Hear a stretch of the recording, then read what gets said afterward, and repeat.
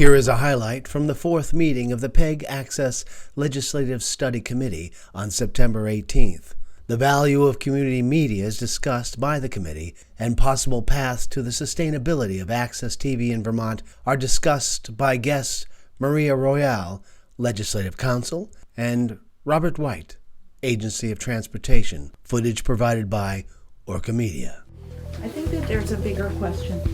And the bigger question is the state's authority to require public benefit from the use of its right-of-way is being reduced by the FCC through various rulings over the past 18 months to 2 years. And so the state's ability to accrue any public benefit from use of its rights-of-way, whether it's through PEG or through universal service, which is obviously a bigger matter, but is connected, means that the state has to look at how its ability to accrue public benefit is changing, and to think about new ways that it still has the authority to require public benefit.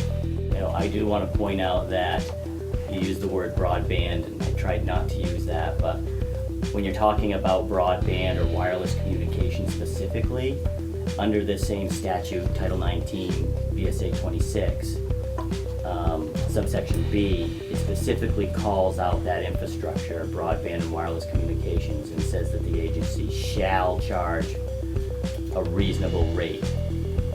We do not currently, but we know this statute is in place and we're trying to wrap our hands around it. You're raising probably one of the most problematic areas being faced by states in the telecommunications industry. Yeah.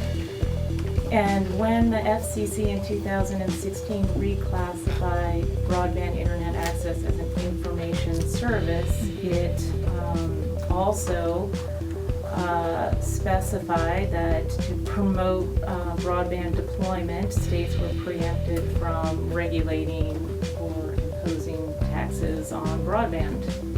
So I don't see that, and that's the problem.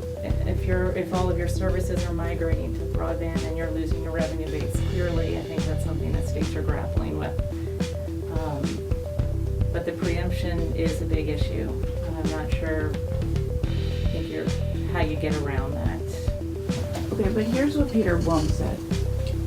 Connection charges. This option focuses on the wires and fibers that deliver end-user service rather than the services themselves. It is widely understood as unlikely to provoke FCC preemption. This is the substance of my question.